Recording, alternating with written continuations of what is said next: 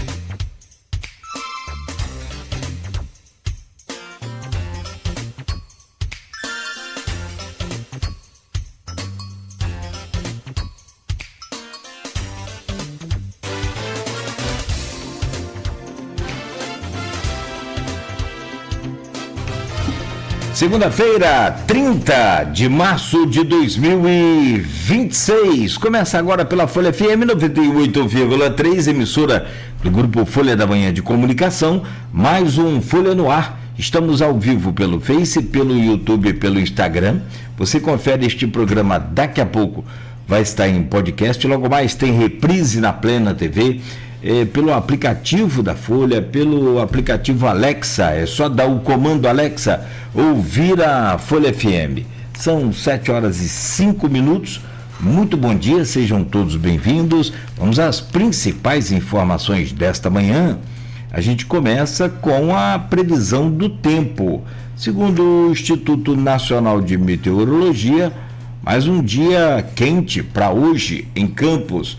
A máxima é de 31, a mínima de 21 graus, agora aqui no centro da cidade faz 23 graus, sensação térmica chegando a 26 já neste momento. A possibilidade de chuva hoje é em torno de 50%, a partir do período da tarde.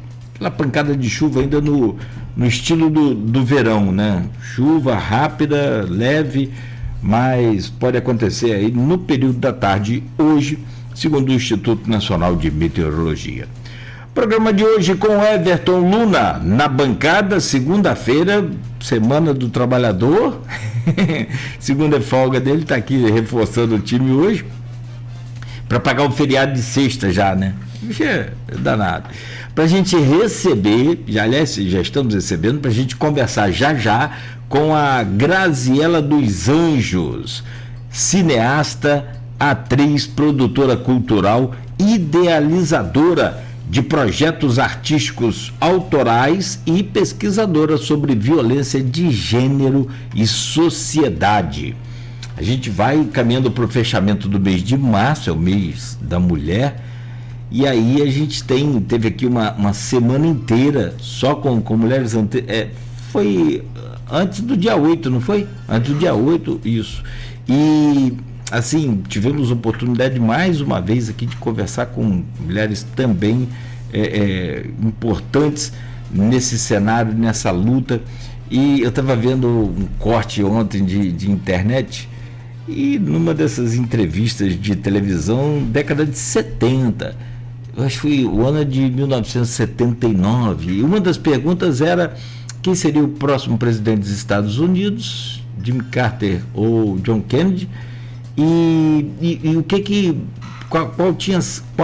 o quais tinham sido as conquistas mais importantes para as mulheres naquele ano? E, cara, a maioria nem sabia de conquista. Eu respondia, não sei conquista. Isso as mulheres responderam. Então você vê como que a coisa vem meio que estagnada há muitos anos, né?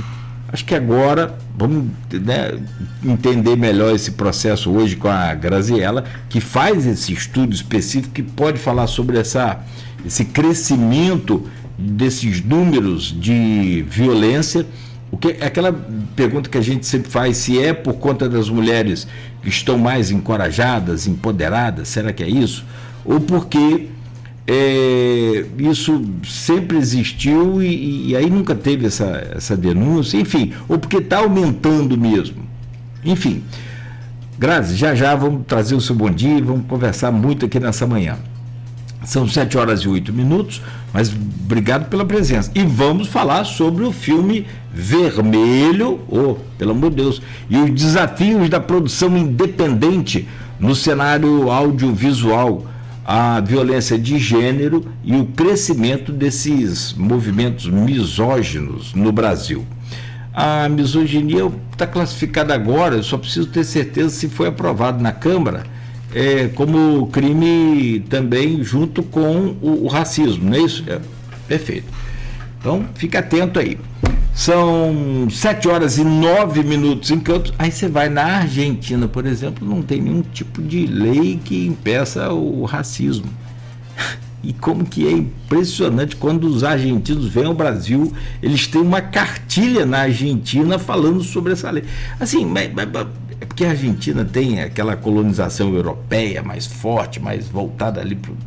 Enfim, e essa coisa, sabe? Como também na Europa não tem, boas partes dos países, lá não tem. Você vê na Espanha, por exemplo, é um negócio impressionante. Bem que a gente caminha ainda passos muito lentos e curtos para esse reconhecimento desse erro grave que a gente comete.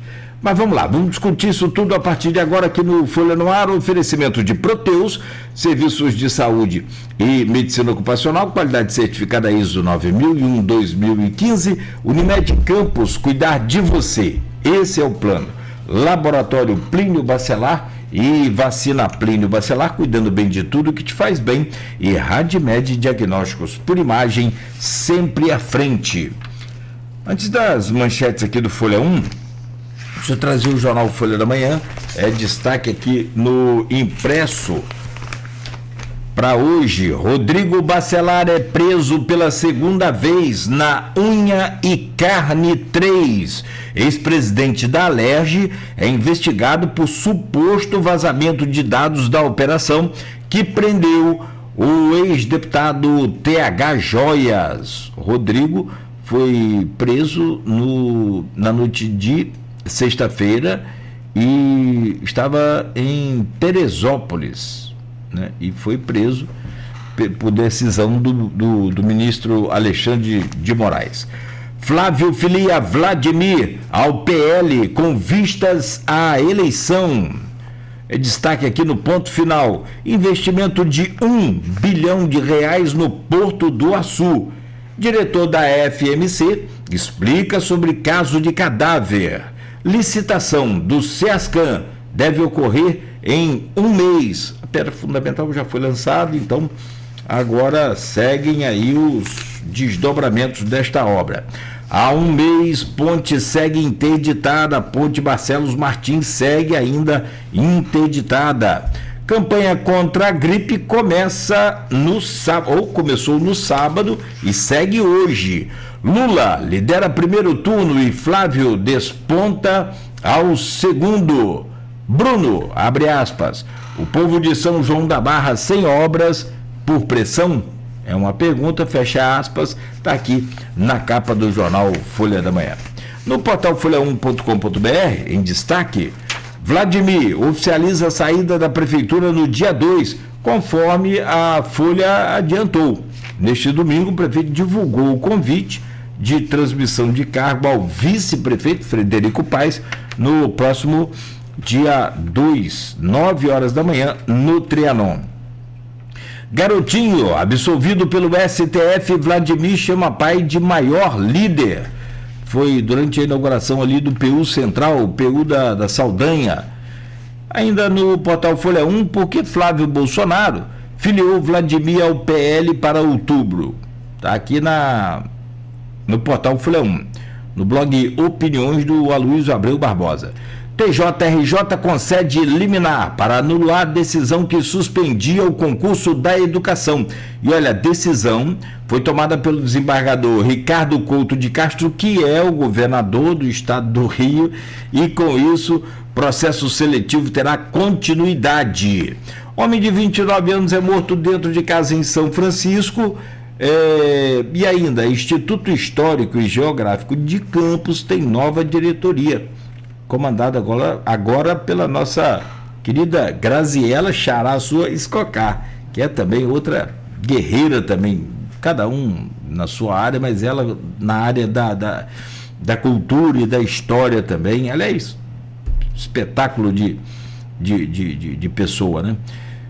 Smart Fit assina contrato e abrirá nova academia no Shopping 28. Danilo Barreto vai para o DC e quer disputar vaga na Câmara dos Deputados. São essas as manchetes que estão no portal folha1.com.br em destaque hoje. Bom, 7h14 com o jornalista de política Everton Luna aqui na bancada. Estamos recebendo a Graziela dos Anjos. Ela é cineasta, é atriz, é produtora cultural, idealizadora, eu vou colocar aqui, realizadora de projetos artísticos autorais, porque só a ideia eu tô cheio aqui, mas realizar, aí é um deserto. E também pesquisadora sobre violência de gênero e sociedade. Estava lembrando aqui, ela falando, é também profissional da área da saúde. Eu acho que você é instrumentista.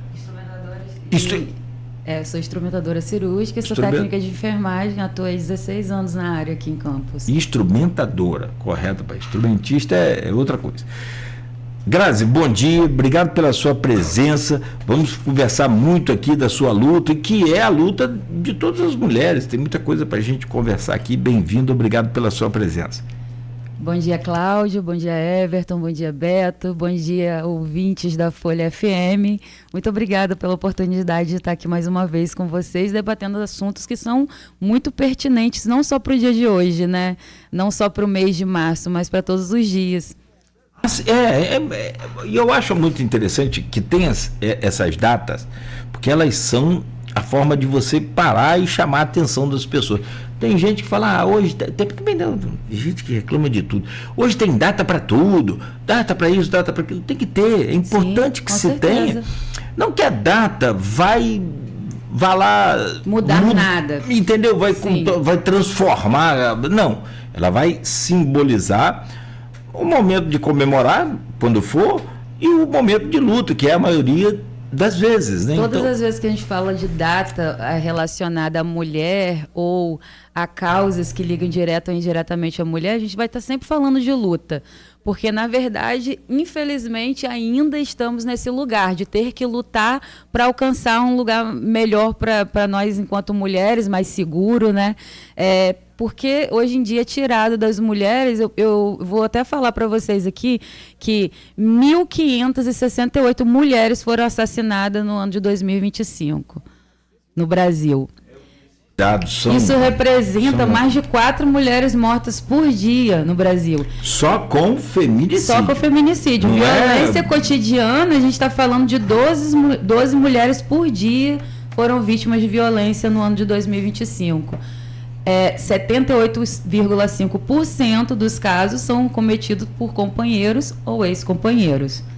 Violência sexual infantil, nós estamos falando de 56,5% crianças e adolescentes ainda no ano de 2025, 71.892 estupros em 2024. Então, gente, o que a gente está falando aqui são de dados que não são reais, né? Porque a gente sabe que para a gente falar de dado real, a gente teria que realmente todas as vítimas denunciar, e a verdade não é assim que acontece. Ou seja, muito maior do que isso. A gente só está na ponta do iceberg. Você sabe que a gente teve a informação, foi em off, né? Eu vou trazer o bom dia do Everton, só para a gente abrir aqui, mas assim, de que Campos tem todos os dias tem registro contra de violência contra as crianças, violência física e também de abuso. todo dia tem. Todo dia. Porque a doutora Juliana também esteve aqui conosco. Eu falei com ela e ela acabou transferindo para a área dela o que eu vejo aqui na minha. Todo dia eu venho aqui, tem uma manchete para ler. Aí lá, homem agride mulher e tal. Aí no outro dia, homem agride mulher. Eu falei, gente, essa notícia é velha. Ela falou, sabe como? Lembra? Ela falou, gente, eu chego na delegacia, homem atira mulher, tal. Esse caso é velho, gente. Não, doutor, esse aí já é outro. Assim, cometendo da mesma forma. Da mesma. E a maioria tem modus operandi, rosto, né? A maioria da violência contra a mulher vai muito no rosto da vítima, né? E quando até o assassinato, tem muito desfiguração para poder realmente, sei lá, eu não sei o que o agressor pensa quando ele faz um tipo de coisa dessa, mas é deslegitimar totalmente essa vítima, sabe? Tirar o direito de ser quem ela é, até a figura física. Então, a violência, eu acredito que antes dela matar fisicamente, ela mata a alma, ela adoece a mente da mulher, né? São situações muito sérias que começa, na maioria das vezes, numa fala, e aí a gente já pode entrar até na questão da misoginia. Para aí um cadinho que você a prioridade é sua. Ela vai ganhar o troféu. A medalha. A medalha? Não, porque você tem aqui uma medalha para quem fala mais, e aí você acha que convém colocar? Acho que não. Ela ainda não. Está muito longe. Você tem aqui 3 lideranças aí que, se der o microfone de manhã, você só apanha de tarde. Garotinho, Roberto Henriques e Jefferson do IFE. Uau! Outro dia o Jefferson falou, tô ouvindo, e eu falei, ô Jefferson. Não, mas são pessoas que a gente respeita e gosta e cria essa brincadeira aqui entre a gente, mas se der o microfone a um garotinho, você não põe mais. Uma das primeiras coisas que eu aprendi como repórter de rua e setorista de futebol, que tem gente que pega o microfone seu para falar, e cara que não, e que tem hora que dá, aí ele entende. Pô, meu amigo, como é que eu vou te dar minha ferramenta de trabalho? Deixa eu trazer o bom dia do Everton Luna com a gente aqui, jornalista de política do jornal Folha da Manhã, está com a gente nessa manhã. Ô Everton, bom dia, obrigado por estar aqui com a gente segunda-feira, seja bem-vindo, é sua folga, mas você falou, não, Nogueira, eu vou estar lá, porque, aliás, vocês são conterrâneos, você mora na... A gente é vizinho, né? Quase que vizinho. Goitacazes e Tocos, né? Aí. É colado. Goitacazes é quase o centro de Tocos. Então quer dizer que a cidade é Tocos, viu? Ô Everton, bom dia, bem-vindo. Bom dia, Grazi, bom dia, Nogueira, bom dia, Beto. Bom dia aos ouvintes e os espectadores do YouTube, do Facebook. Hoje a gente vai trazer a Grazi aqui, né, pra gente trocar essa ideia, falar sobre o filme dela, que é um filme muito importante, e um filme nosso, né, um filme da nossa cidade, sobre a nossa realidade. Então, por que você quis fazer um filme? Por que ele levou o nome de Vermelho? E como foi esse trajeto até o fim da produção, até botar ele na rua? Eu fiz 3 perguntas em uma, mas eu acho que tem tudo tá no mesmo sentido. Explica pra gente, assim, essa ideia, essa produção, da onde que veio essa vontade de fazer um filme, e como ela se relaciona também com sua antiga profissão, né? Como que esse balaio todo deu o filme Vermelho? É muito complexa essa pergunta, porque vem muitas informações com ela. Então, vamos lá. Eu atuei na cidade de Campos por 16 anos como técnica de enfermagem, neonatologista e instrumentadora cirúrgica. Nos últimos anos, pelo menos nos últimos 6 anos, eu atuei diretamente na ginecologia, na equipe da doutora Maria Elisa Guimarães, que é uma grande médica ginecologista aqui da cidade, que trabalha tratando endometriose profunda, que também está relacionada a emoções, né? A violência pode estar interligada com causas da endometriose, como essa mulher se sente. E após a pandemia, eu me senti saturada, porque eu faço arte desde 7 anos de idade, eu faço teatro. Só que eu sempre coloquei como uma forma de Hobby. Eu sou mãe de um rapaz de 20 anos, eu fui mãe adolescente, eu sou de Tocos, né? Minha localidade é o 17º Distrito de Campos. Sou a primeira atriz hoje bacharelada em artes cênicas de lá e a primeira cineasta. Assim como a minha avó é a primeira mulher a ter um empreendimento que era um comércio, um bar e mini mercearia lá na localidade de Tocos. E após a pandemia saturada, eu senti que eu queria viver o meu sonho e a minha arte como profissão. E aí eu fiz essa grande aventura que foi ir me desvinculando da área de saúde aos poucos, mas durante o período da faculdade eu fui para o Rio cursar a graduação de artes cênicas na Casa de Arte Laranjeiras e eu vinha todo final de semana a campus para fazer cirurgia, para trabalhar enquanto eu cursava a faculdade. E aí, no último semestre, a Cal lançou um festival de cenas curtas, um festival universitário. E aí eu sentei com umas amigas no almoço e falei, gente, o que vocês acham de a gente colocar uma cena no festival e concorrer? E aí as amigas, mas a gente não tem texto, mas a gente, o que a gente vai botar? Tá muito em cima. Eu falei, não, olha só, vamos ver esse texto aqui que eu tenho, meu e de uma amiga minha.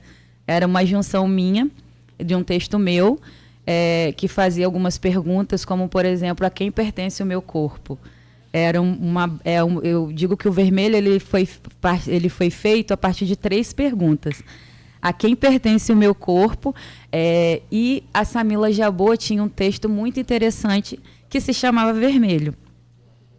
E uma das frases mais fortes desse texto é: e tudo que eu vejo é vermelho. A Samila Jabot é uma professora, atriz aqui de Campos, uma fazedora de arte incrível e minha parceira, não só no Vermelho, como em outros projetos.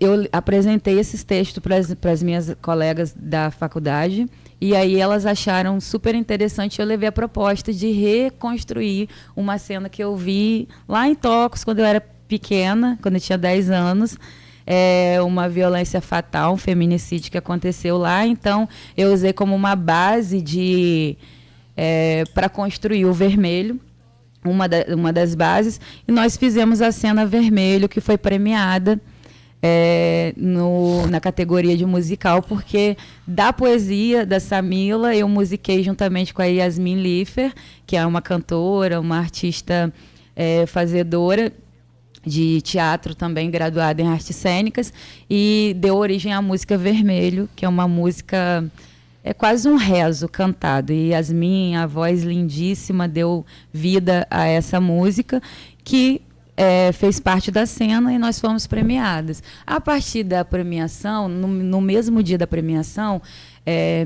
os jurados falaram assim para a gente: esse trabalho de vocês é de extrema necessidade e importância de ser dito. E até então, a gente foi um pouco sem pretensão, sabe? Foi tipo assim, vamos participar. Fazendo o quê? E eu levei esse desejo de falar sobre a violência de gênero há quase 4 anos atrás, 3 anos e meio atrás. E aí fomos premiadas, e depois disso eu entendi a importância de falar sobre o Vermelho. 6 meses depois eu me formo e retorno à cidade, né? Porque eu ficava nesse vai e vem, Campos e Rio, e aí retorno para Campos. A minha matriarca, Maria do Carmo, a minha avó, ainda estava viva quando eu retornei, e 3 meses depois ela acabou falecendo. E aí eu pensei, vou sentar e vou transformar esse roteiro em audiovisual, não vai ser mais teatro, porque iria abrir a Lei Paulo Gustavo, a lei de incentivo aqui em Campos. Eu falei, vou escrever esse roteiro, vou escrever o projeto e vou colocar para tentar. E assim eu fiz, sentei junto com Juliana Abreu, que é uma fazedora de cultura também, formada em arte cênica comigo na Casa de Arte de Laranjeiras, de Maricá. Antes nós fizemos um filme lá em Maricá, no mesmo edital, só que de Maricá, da Lei Paulo Gustavo, que é Histórias para Dormir, onde a gente aborda a violência doméstica e como ela afeta a vida dos filhos, para curto, médio e longo prazo. Então, antes do Vermelho nasceu Histórias para Dormir, e aí juntou eu, Juliana e Samila, e eu peguei participações textuais delas também, juntei com a minha narrativa e com os meus textos e nasceu o Vermelho Audiovisual. Que a proposta era assim, um docudrama. O que é um docudrama? É quando você coloca cenas dramatizadas a partir de fatos reais e você coloca também pessoas para dar o depoimento, que eu coloquei vítimas reais. Eu fui na Subsecretaria de Política Pública para a Mulher, para o Vermelho nascer. Foi uma pesquisa muito grande, junto com a DEAN, junto com dados que veio da DEAN para a Subsecretaria de Política Pública para a Mulher, junto com o CEAM, que é o Centro de Atendimento às Mulheres Vítimas de Violência. Sentei com a Josiane Morumbi, que tem uma participação importantíssima na criação do Vermelho.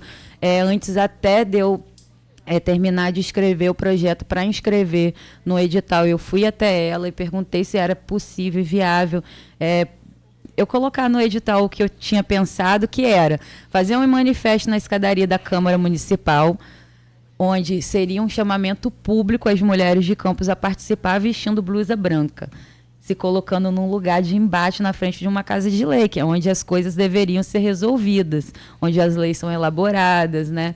Então, eu fiz esse chamamento junto com a subsecretaria, onde compareceu 78 mulheres vestidas de branco, e se posicionaram na escadaria. Foi lindo, é uma das cenas do filme. Ainda falando da subsecretaria e dessa parceria com a Josiane, eu falei com ela, Josi, eu queria propor a criação de um memorial às mulheres vítimas fatais no município, porque a gente vê muito caso que não foi solucionado e que fica assim, no nada, no vão. E esse memorial, que a proposta era um jardim de lírios. A pesquisa que eu fiz foi dos 3 últimos anos, né? E nesses 3 últimos anos me foi dado o dado de 33 mulheres assassinadas em Campos. E nós plantamos 33 lírios brancos. E hoje tem na Subsecretaria de Política Pública para a Mulher um jardim memorial Lírios da Paz, Maria do Carmo de Souza, que era minha avó, que levou o nome dela porque ela foi uma mulher à frente do seu tempo, empreendedora, e que abriu o seu comércio para sair do sistema de violência na qual ela viveu. Então, nasceu juntamente com a Josiane, e aí foi uma luta para aprovar esse projeto de lei. Josiane sempre muito guerreira, né, quando se diz em relação à luta a favor das mulheres. E, mais uma vez, se tornou cena do filme A Plantação, e a inauguração é uma das cenas finais do filme, e que a gente mostra a importância também desse órgão, o papel desse órgão de enfrentamento e de apoio às mulheres. Lá na subsecretaria, quando a mulher vai procurar um atendimento, ela tem acesso à psicóloga, porque a violência de gênero deixa traumas, né, irreversíveis na vida da mulher. Então, ela tem lá o tratamento de psicóloga, ela tem acesso a uma advogada que pode orientar e ajudar no andamento dos processos. Tem-se uma assistente social, como o Cláudio falou, da necessidade do ganhar o dinheiro para que assim seja independente. Que muito se fala em empoderamento.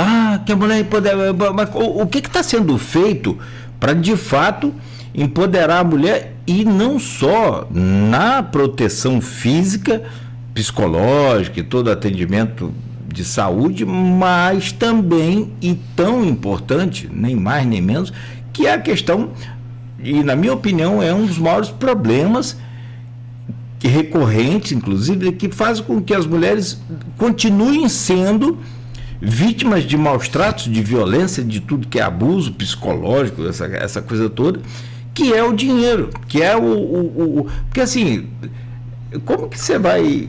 E aí fica complicado, a pessoa, eu vou separar desse marido, minha família não tem para onde ir, ou não tem família, ou não, enfim. E aí, faz o quê? Eu vou para onde? Vou viver como? E aí fica aquela coisa, sabe como você... Certa vez eu ouvi que quem paga que tem o poder. Quem paga, quem tem o poder financeiro é que tem o poder. Então, se a mulher está em casa trabalhando, cuidando dos filhos, que também é um trabalho muito demandioso, por sinal, né? Cuidar da casa, dos filhos, né? Manter esse lar seguro e saudável para todos. Mas ela não tem esse poder de fala. E a mulher acaba assumindo um poder. Não, e é cansativo e corriqueiro, e toda hora. Sim. Você vai lá, lava as louças, daqui 2 minutos aquilo tá cheio de novo. Demanda. Parece até o Bar de Dedé, onde eu trabalhei lá e tal. Lá. Demanda. E fora da questão quando acontece alguma coisa do filho fora do roteiro, a culpa é da mãe, que não educou direito, né? Então tem várias temáticas referente a isso. Deixa eu te fazer uma pergunta. A gente conversou da última vez, você falou, mas eu queria que você repetisse, falasse. Como que a violência de gênero entrou na sua vida e virou foco para você se transformar hoje, não só numa profissional de excelente gabarito, mas como também uma ativista dessas mulheres, dessa causa, dessa luta para socorrer essas mulheres? Então, Cláudio, eu gosto muito de falar do que eu domino ou vivo. E, infelizmente, eu sou vítima de violência. No filme, o filme é uma denúncia aberta, eu transformei minha dor em arte e para trazer para reflexão. Só que o que me deu a maior motivação de falar sobre isso foi que todas as vezes que eu chegava com uma outra mulher e eu conseguia me abrir e falar sobre o assunto, do que aconteceu comigo, aquela mesma mulher se sentia confortável porque ela via que não era só com ela, que eu também tinha sido uma vítima, então ela também achava que ela poderia me contar. E isso foi passando os anos e eu fui... Toda vez que eu tinha uma liberdade de falar com alguém, eu sentia de falar, eu ouvia o retorno da amiga falando que também era vítima, e na maioria das vezes até do mesmo crime, tá? Que é um crime muito difícil de se falar. Eu sou vítima de violência sexual infantil, e no filme eu sou uma das depoentes, entre 6. A Samila Jabor também é depoente no filme, ela que tem a participação textual, e também fez o papel de atriz. Então, assim, ela também trouxe relatos da vida dela para a narrativa do filme. Então, o filme é baseado em histórias, Everton, totalmente reais, acontecidas em Campos. Verídicas e aqui na porta de casa. Aqui. A gente tem fato acontecido há muitos anos em Tocos, que Tocos é um lugar onde houve vários feminicídios contra a mulher, vários assassinatos contra a mulher. Então, assim, eu trago essa narrativa de lá, eu trago a narrativa de amigas que falam que não se sente segura andando na rua, que não se sente segura dentro de casa, porque sofre... a minha mãe mesmo foi vítima de violência doméstica por muitos anos, então eu, dentro do seio familiar, eu lidei com essa realidade, né? Então, assim, ao meu redor, eu vi muita violência contra a mulher.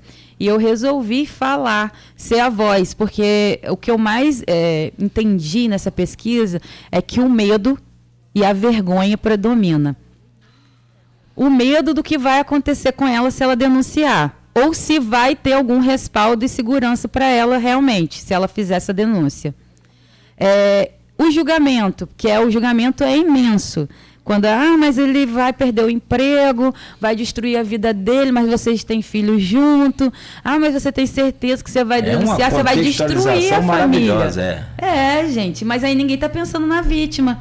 A vítima que está destruída mentalmente, a vítima que essa doença que vai para a mente, esse trauma que vai para a mente, ele reflete no corpo. E aí eu te digo, como da área de saúde, as emoções... elas têm um poder sobre a doença física. Ela, muitas das vezes, causa a doença física. Então, assim, o quanto o trauma ele é nocivo para o corpo feminino e deixa marcas. E deixa marcas irreversíveis para o resto da vida. E quando a gente fala de violência sexual infantil, os dados que eu li para vocês aqui no início são absurdos, não são? Vocês não acham absurdos? É evidente. Você quer ver, essa coisa de doença é um negócio muito impressionante. Eu tive um amigo meu agora, recente, e eu não gosto de falar isso. Aliás, é um código de ética nosso aqui, da imprensa, e eu acho isso muito bonito, que a gente não fala sobre suicídio diretamente como notícia. Fulano, aconteceu com um amigo. E eu fico muito revoltado, e eu fico muito questionando muito, porque assim, poxa, cara, cheio de saúde e tal. Olha só, hein?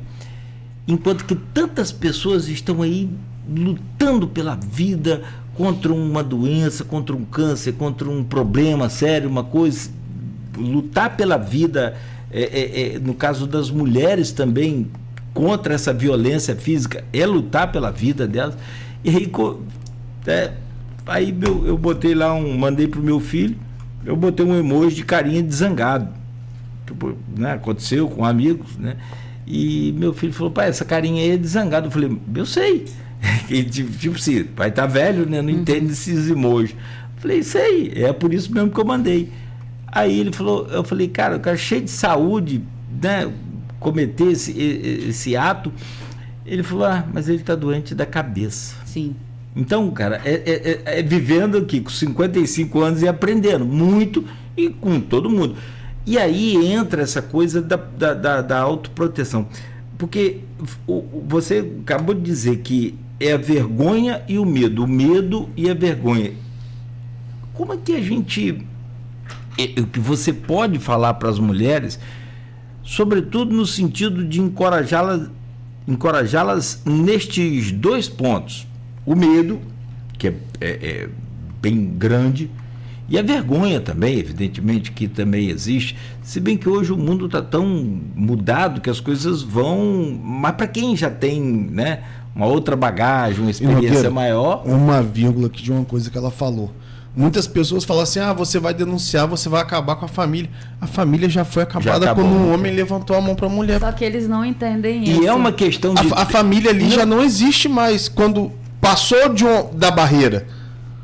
E assim... A barreira da violência já é uma das últimas, porque até ele levantar a mão, como a Juliana falou, a Isadora, a advogada, falou, quando esteve aqui com a gente, né? Sim, que às vezes levantar a mão é um dos últimos atos. Sim. Porque outras violências antes já foram cometidas. Física chegar. Então a família já está num caminho que... E aí a mulher tem mais uma responsabilidade ainda, que é, sabe o quê? E eu acho isso um absurdo. Que ela, por ela não ter denunciado, por ela não ter reclamado, por ela não ter saído, tomado alguma decisão, a culpa é dela por ter chegado à violência extrema. É um negócio muito doido, cara. Tá tudo fora do contexto. Que é complexo isso, porque muitas das vezes as vítimas não entendem que estão sendo vítimas. Até entender a violência psicológica, Everton, que começa na violência psicológica... Sim. A violência não chega na violência física de cara. Primeiro começa a violência psicológica. Então, até entender da violência psicológica e entender que aquilo é uma violência, que muitas não sabem que estão sendo vítimas de violência. E aí que chega na violência física, é um processo. Sim. E o que eu tenho para falar para as mulheres sobre o medo, sobre a culpa, é normal ter medo e se sentir culpada por conta da estrutura da sociedade, né, do machismo estrutural, que impõe à mulher a muitas dessas situações, é romper o ciclo da violência, romper essas barreiras mesmo. E hoje em dia as leis estão ficando mais eficazes, né? Grazi, já estamos aonde resolve os problemas? Não, acredito que a gente ainda tem uma estrada a se seguir para que nós tenhamos um sucesso de acabar ou diminuir esses dados de violência. Mas denunciar é uma solução. Quando a gente denuncia e esse caso se torna público e isso se vai para as medidas de ações legais, eu acho que isso é o caminho realmente que a gente precisa fazer. Porque quanto mais mulheres denunciarem, mais mulheres, mais as políticas públicas podem evoluir, né, sabendo dos números. Você acha que o filme Vermelho é não só uma denúncia, não só a visualização de todo o drama e sofrimento das mulheres, mas ele é também uma forma de, em algum momento você percebe ali que é uma forma de incentivar essas mulheres a sair e a buscar um socorro? Sim, porque no filme, além das vítimas depondo, nós temos fala de profissionais do enfrentamento e a maioria das profissionais são do CEAM, que dão essa fala. Nós tivemos a Laila, que foi gerente do CEAM, hoje não está nesse cargo. A Laila, ela fala sobre o ciclo da violência. Então, ela explica como acontece o ciclo da violência, que na maioria das vezes passa, sim, de pai para filho, dentro desse lar, esses filhos que veem isso e naturaliza a violência. Eles reproduzem porque eles acham que é normal. Na minha casa era assim. Muitas das vezes eles vão achar que, até inconscientemente, não de uma forma consciente. E dessas filhas, dessas mulheres, em aceitar e aguentar, e que é normal também, porque se eu fizer uma denúncia ou se eu for contra isso, eu vou destruir a minha família. Então, a Laila, ela vem falando sobre isso, sobre a questão financeira da mulher. Então, ela é uma assistente social.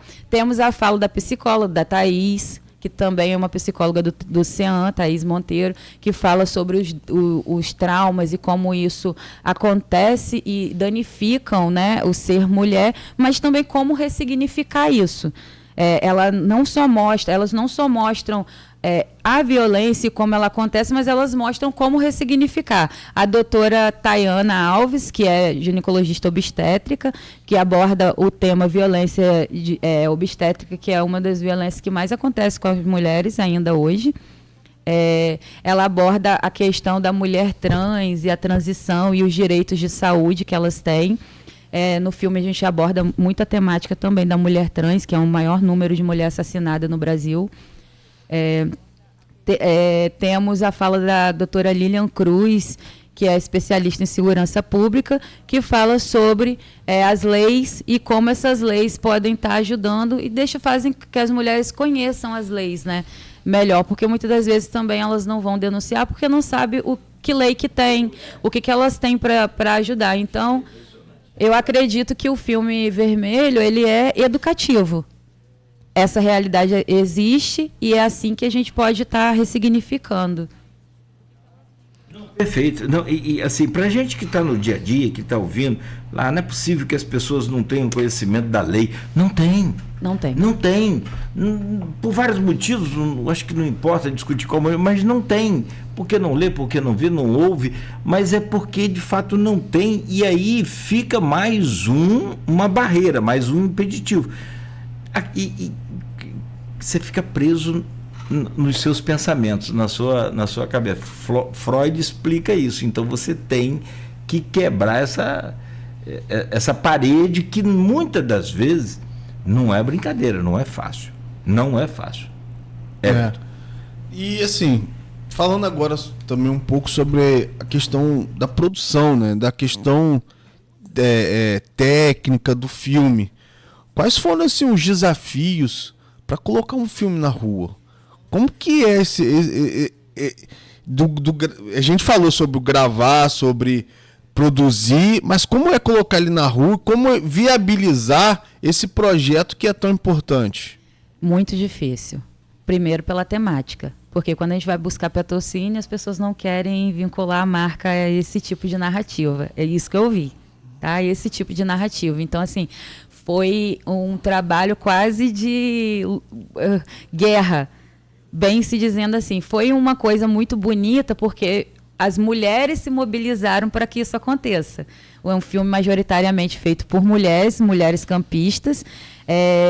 Como eu disse, mais uma vez, reforço aqui e agradeço a Josiane Murumbi, né, por todo o apoio que foi dado para a construção do Vermelho.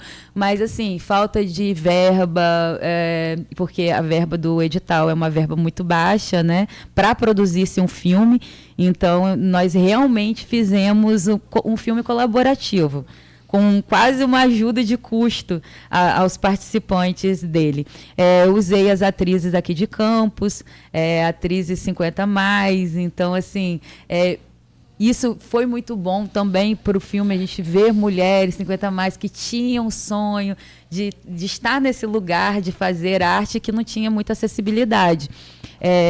Mas, basicamente falando, a falta do dinheiro, ele foi muito difícil. E aí a gente foi fazendo uma dando a mão à outra e assim andando, e todo mundo meio que comprando essa ideia, entendendo a importância. Nasceu o Vermelho. O Vermelho é um filme colaborativo. E você tem plano de expandir, levar para outros festivais?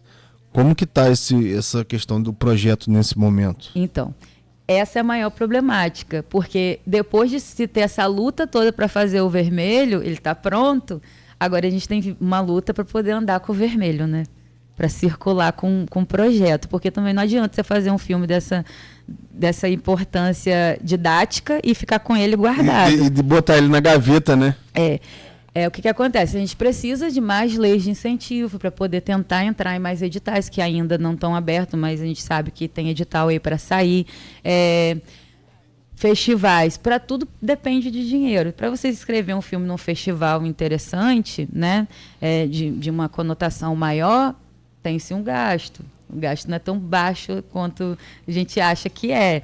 Então, assim, para tudo precisa de dinheiro. Então, a gente fica aí lutando para que as leis de incentivos aconteçam e para que talvez os empresários também entendam a importância de falar sobre esses assuntos, de apoiar esse tipo de assunto, para que consiga patrocínios, para que a gente consiga inscrever em festivais e rodar mesmo. Na verdade, eu tinha uma ideia de usar o filme em escolas, para alunos 16+, porque a classificação do filme é 16.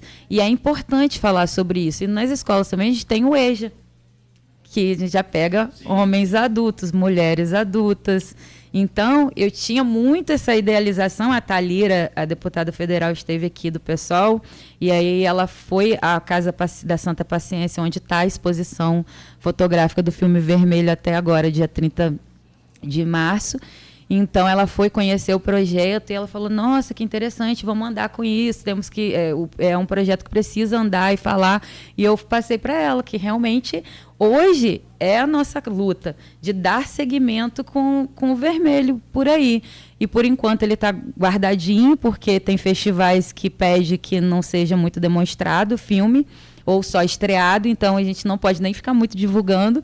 Eu fiz eu liberei o filme no dia 8 de março para o público, para qualquer um que quisesse ver uma transmissão ao vivo, que foi feita essa transmissão ao vivo. Nós fizemos também na Santa Paciência, em tempo real, e a resposta é muito boa todas as vezes que a gente expõe o filme, tanto na pré-estreia, que foi no Presídio Feminino de Campos, onde eu fui professora de produção cultural, os relatos, que sempre depois do filme a gente tem uma roda de conversa.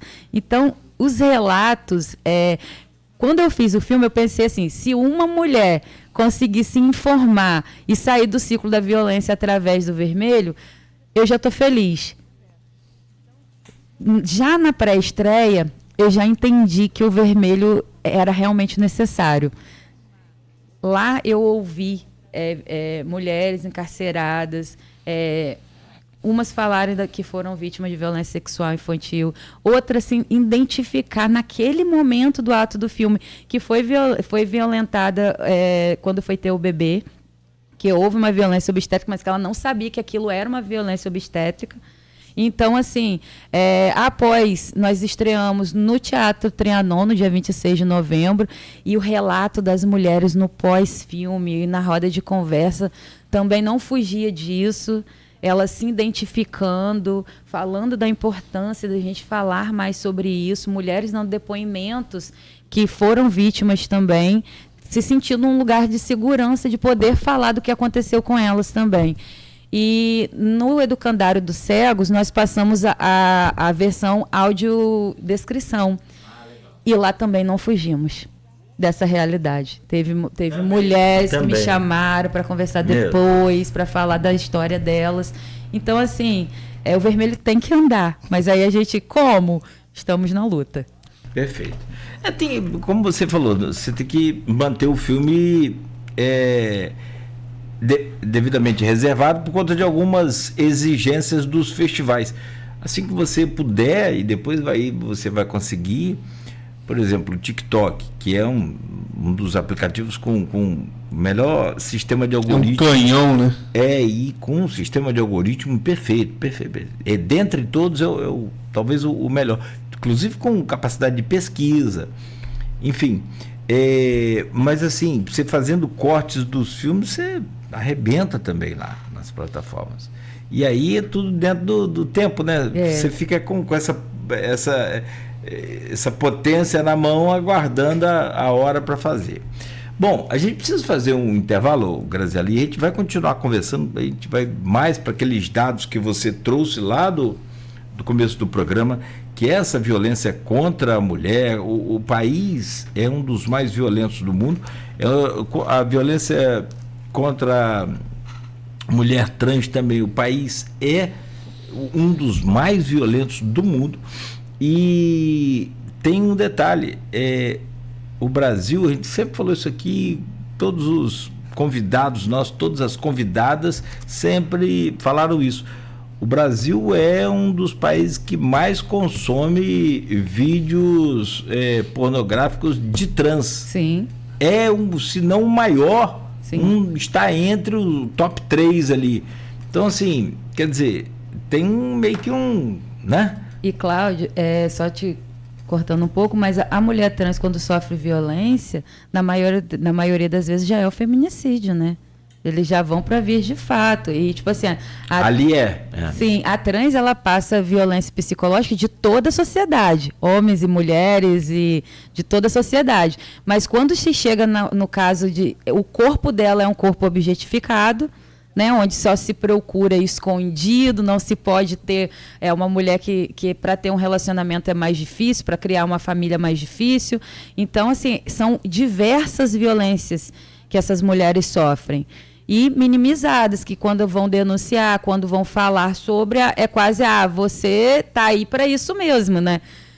E a realidade não é essa, são pessoas, são seres humanos, são corpos que precisam ser respeitados, são pessoas que precisam ser respeitadas. Bom, 7h54, conversando junto com o Everton Luna, hoje com a Graziela dos Anjos, falando ao vivo aqui com a gente, fechando aí já caminhando para fechar o mês de março, né? Um mês dedicado exclusivamente aí às mulheres. Voltaremos já, logo após o intervalo, no oferecimento de Proteus, Unimed Campos, Laboratório Plínio Bacelar, Vacina Plínio Bacelar e Radmed Diagnósticos por Imagem. A Proteus